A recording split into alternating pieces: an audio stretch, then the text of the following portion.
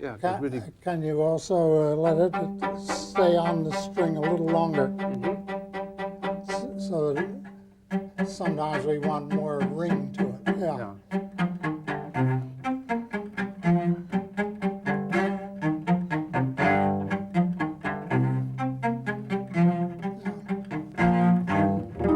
It's a very valuable bow stroke, especially in chamber music, because all the lifted bows are produced in the same way and they have a similar sound. Yeah, then the next mixes those up bows with some quick changes of down bow. Yes. And this requires a good muscular control of the fifth finger and the first finger.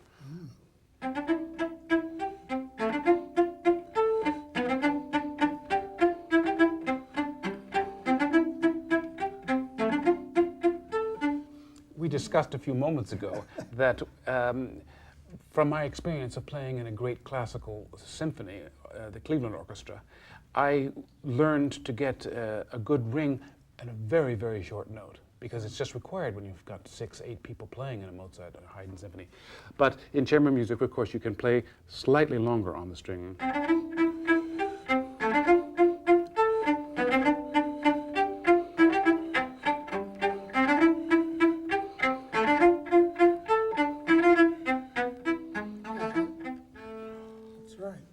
This part I like because I liked throwing the bow from the air, which is very violinistic. So often on cello we can play something like, if this was an example.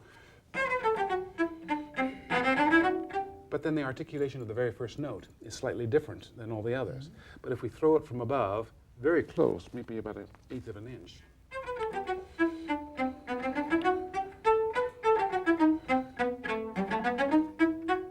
then we get the same sound through it. That's very difficult to approach from above and make it reliable, rhythmically and tonally. I tell my students that it's not like tennis, where the ball is always moving. One shouldn't be moving around so that all these things are changing position, because then it's impossible. If it's just steady, then at least you get to know through experience where the string is. Yes, all these things, if you're playing in a string quartet, you have to adjust the length of your note and the attack and the resonance of it to what the violins are doing. Yes. That's a real challenge too. Well, then we come to the spiccato, crossing strings.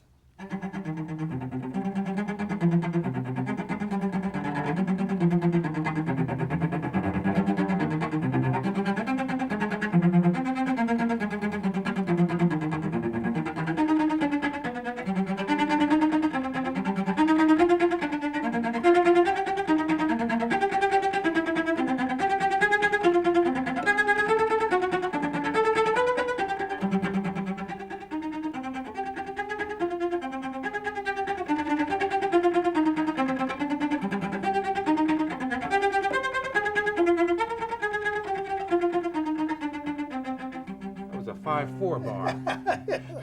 I like it that way. Yes, this is basically a détaché stroke, as I remember you telling me. It's basically this, just very fast, and then with the little squiggly of the hand so that it bounces.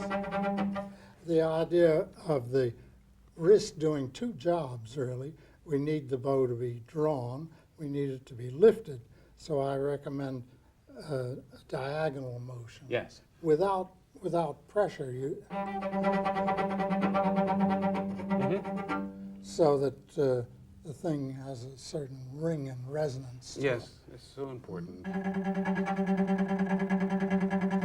Very important. I always tell my students to look at the tip, because if it's going back and forth this way, then there's some strokes that are being approached to the string askew in angle, so it won't sound well. But if the bow is bouncing back and forth very straight, then we get a really clean down bow and up bow, 90 degrees to the string. When it goes much faster, then we have to drop the elbow a bit. I always recommend that they try having a high hand rather than, but to get above the string, I think is important to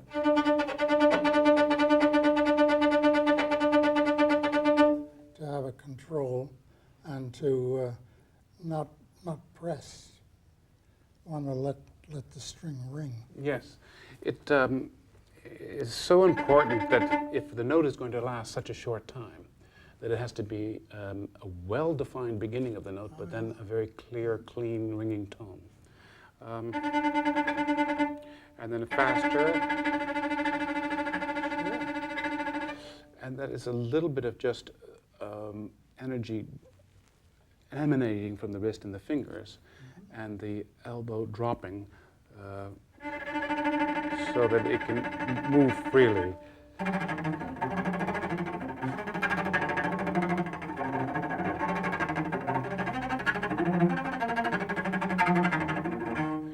That's the stroke one uses at the end of the Elgar scherzo.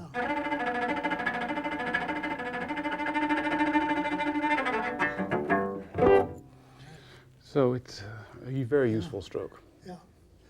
I think that very often students have problem with that because they allow too much finger motion or wrist motion this way, and of course then the bow will never jump. So it's just getting the right combination, experimenting, and above all keeping relaxed, because we have some works in which you go for a long time, pages. Yes, don't remind me. So it's terribly important that this really be immobilized up here. Yes, if there's too much fingers or too much wrist, you see what happens. Yeah. The bow just gets crooked into the playing area. And it's a stick with grain. It'll want to bend and to bounce in a different area, different direction, so that we sometimes get a non-tone. But if one is very precise and limited in the motions, but free in that area, then we can get a good singing. It takes a very little motion. Takes very little motion here, and very loose. Mm-hmm. The bow wants to jump. Yes. But Yes, if you just you have do that, to, you know Sure. that it does. Well, then this one, I think we ought to comment that in string crossing with spiccato, we shouldn't change anything here. You disturb the stroke itself. So we cross with the arm. Yes. Don't you Yes. feel that way? Absolutely. If one is on the A string and then you have to go down to the D string, you can go down with the arm, and then maybe if you only have one note like that, you go down with the arm and then for a split second for the wrist, but minimum of changing this position so it doesn't get disoriented. Yes, if, while we're on the subject, the little cadenza in the second movement of the Saint-Saëns with Yes. that pattern. Yes, that is a constant motion of the arm, and the spiccato of the hand is about the same all the way through.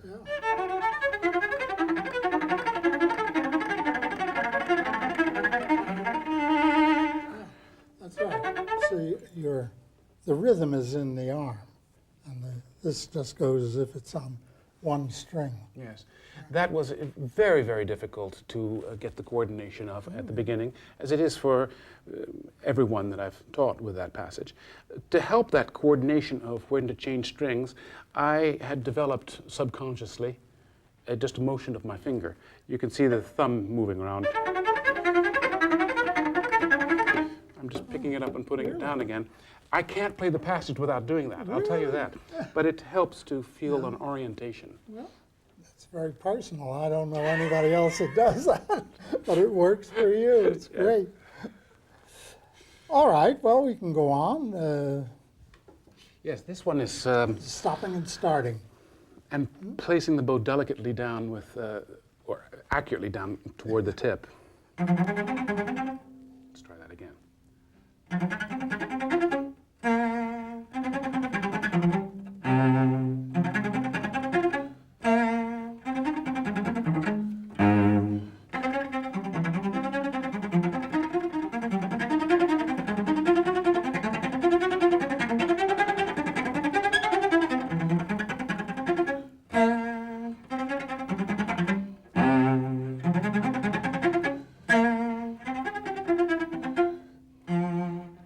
I like being able to, with the whole plane of the arm with the bow, be able to put the bow accurately down at the tip. There is a little dropping of the bow, but it's a minimal amount, just at the moment that you're approaching the string anyway, with the whole arm. Right. So you catch the note. Very delicate. Well, and this one is straight triplets.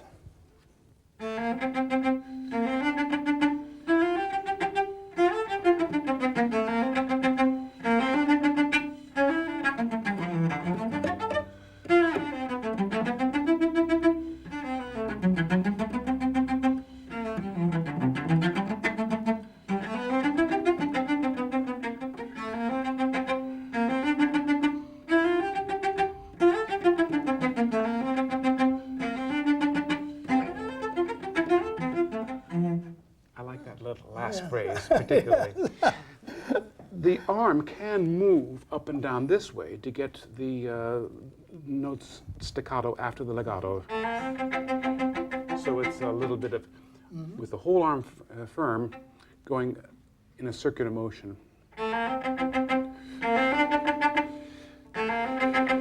If one just does it in one plane, it becomes a little bit more aggressive, which is useful in a different musical context.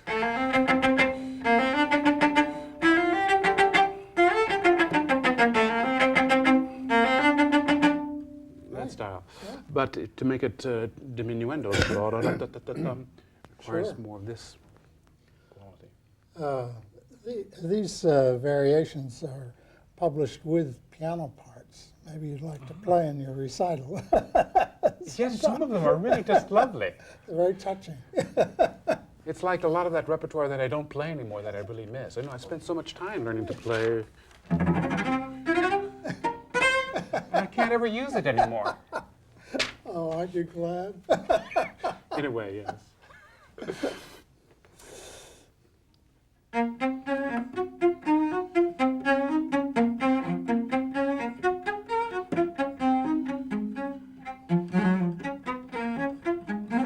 Let's try it again.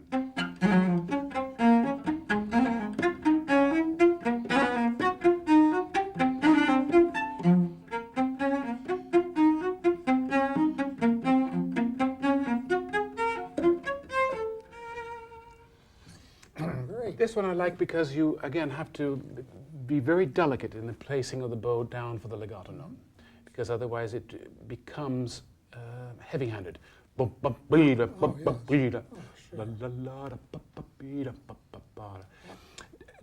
Have you taught it with these notes longer or slightly Yes, a pulsated? little longer, and with the first one, approach from above the string. Yeah.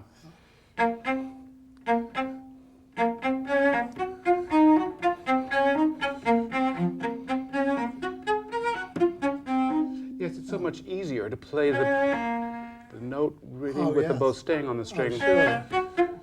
But again, then you get sort of Then- da it's a la la la. It doesn't bounce. The two notes ought to sound similar, and they won't if you if you approach on the string one and then off the string for the next one. So Yes, it would be like a word that had a different consonance if this was an L and then a P. yeah, that's right. But the duet is pa-pa-pa-pa-pa-pa-pa-pa-cano. So we have to get equality of articulation.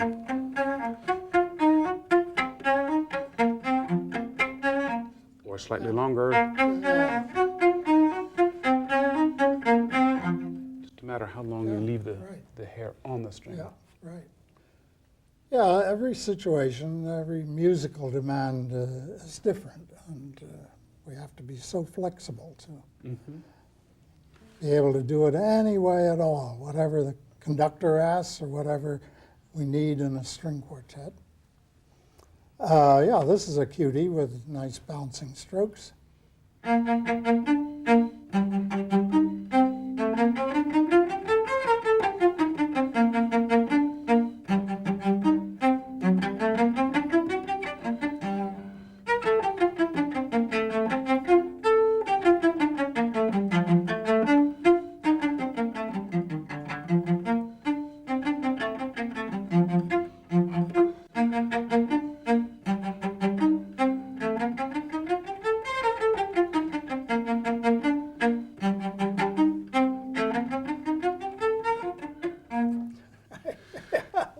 Yes, when it does those 2 twos, Yeah. 3 times in a row, that is really starts to become very, very difficult.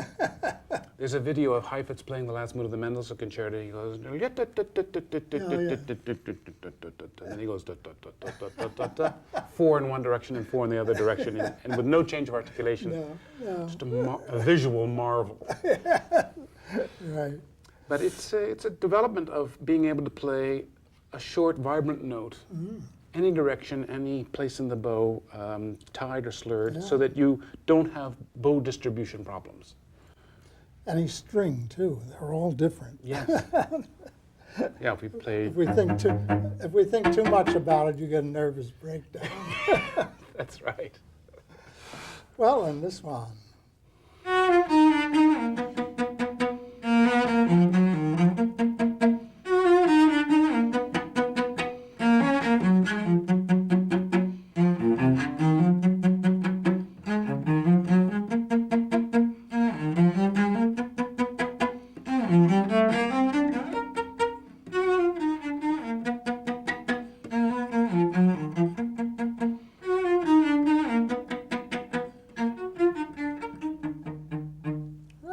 Well, that's wonderful drill for a series of up bows. Yes, I'm reminded of the Arpeggio Sonata. Again, I used an example in the first movement. This in the last movement, the passage of. To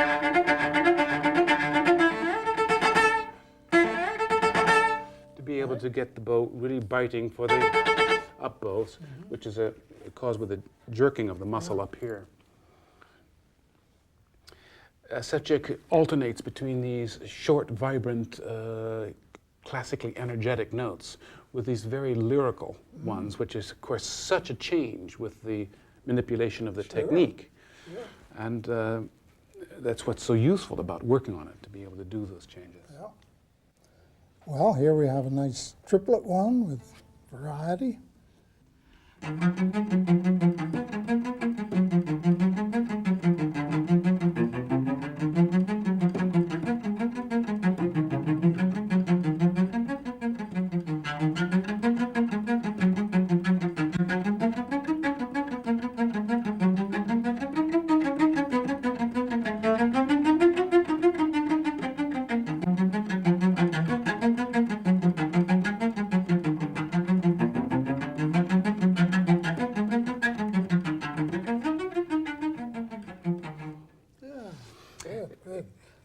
Key, but it's a hard key, yes. Good for the students to play in E flat minor. It's very good because so much of it is on the D string. And in the Brahms F major sonata, the passage that continues, et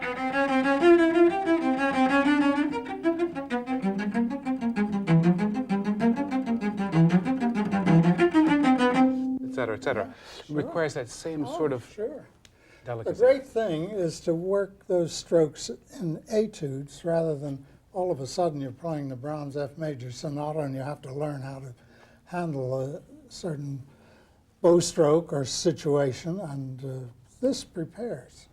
A lot of teachers don't like to hear etudes, I think. Yes. And they skip all of that, but... it takes the emotional and aesthetic pressure of the student of dealing with a great masterpiece and feeling frustration from not doing it well immediately.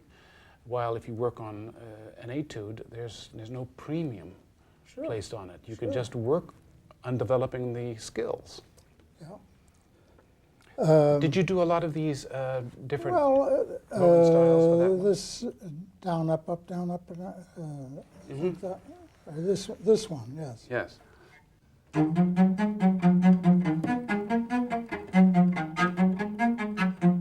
Yes, to go really quickly with down and then to come back with the ups with the wrist and fingers. It's a good pattern because it develops or projects the stress on the beat, and they aren't all quite equal. They don't have to be.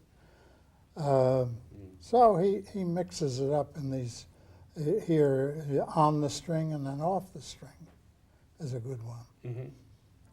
They're just a variety of the principles we've already talked about, and then one in spiccato. Yes, the sautiller one.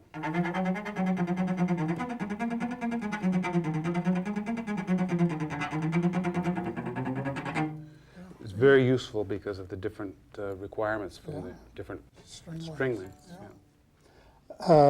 Yeah, this one I like.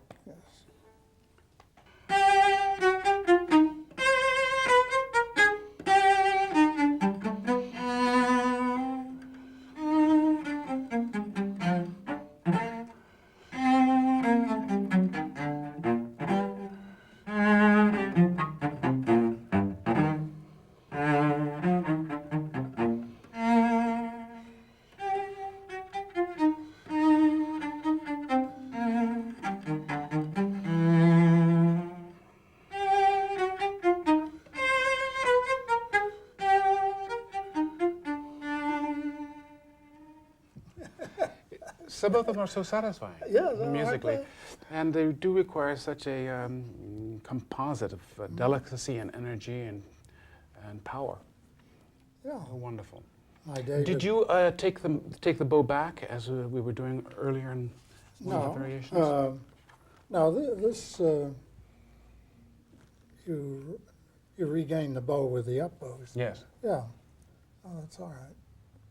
I was about to say that my son David, who's also a cellist, says that Sefcik can be fun.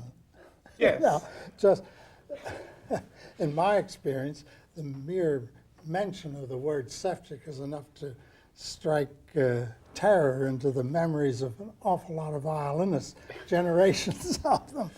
And I think they were defeated and even, or at least discouraged by the thousands of bow exercises that he wrote, and finger exercises too. Yes. I don't think anybody ever went all the way through. And but by selecting what you need, I think it's wonderful. It's unique. Yes. Well, Really. your transcription of the changing of positions Yeah, for the left that hand. I've found very important for students. Is Opus 8. Yeah. Well, there are not many left here that we're going to examine. This one a series of up bows and then spiccato, starting up bow on the beat rather than down bow. Yeah.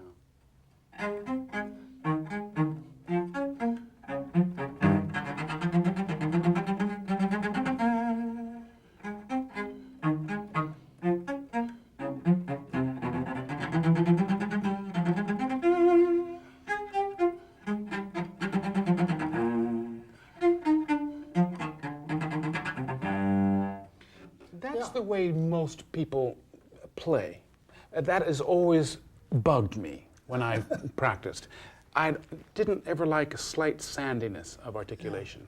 The difference between it being sandy and really clean is so minuscule that to investigate what it is pointless. It is a matter of coordination. Let me try it again if I can get it better. Could we demonstrate the using the more bouncy? This style. Exactly. Then the martelet that I was doing before. Now I'm getting to speak fine. Yeah, that's a beautiful stroke. It's very hard, this music.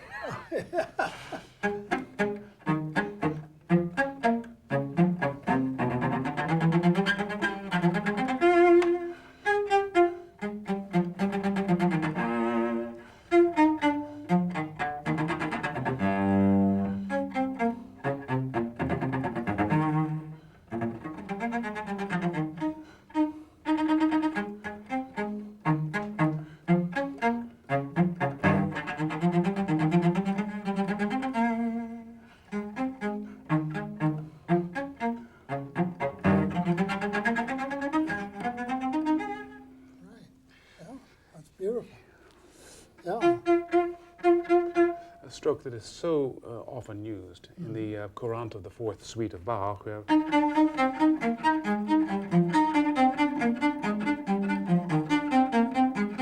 This is, of course, in one direction, but still the energy of the fingers is the same. Then we come to some thrown strokes, huh? Yes. I usually teach this one first because it goes all in one direction. This changes direction. It's a little, Yes. little more difficult. Maybe you don't feel the difference, of course, but the students do. Oh, yes. Just try this one.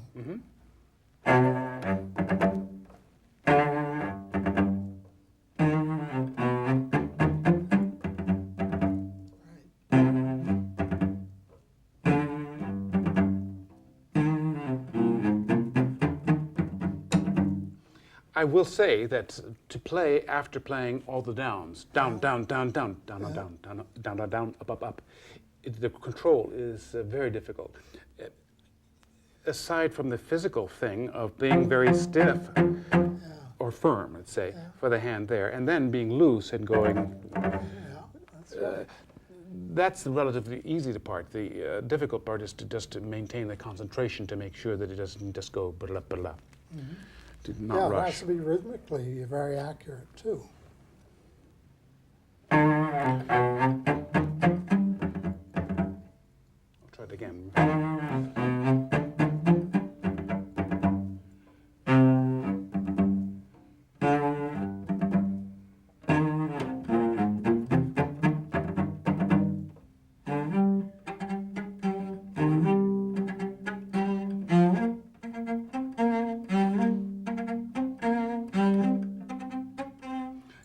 Here, I would just flick the bow in right. with the fingers.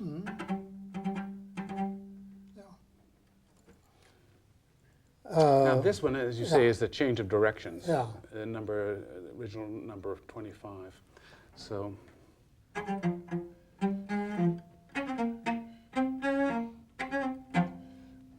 Once again.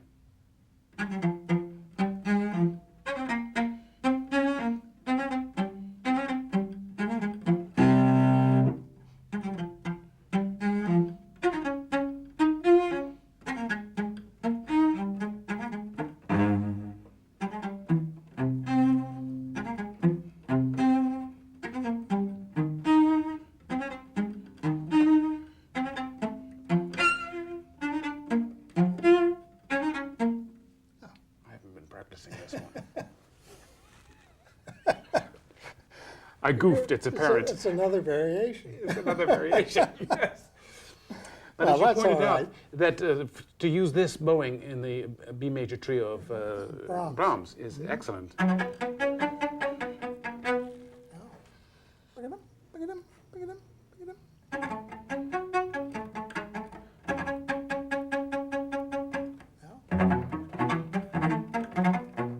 Even though I'd practice that continuing passage, a separate bow articulation, the motion in the fingers is the same.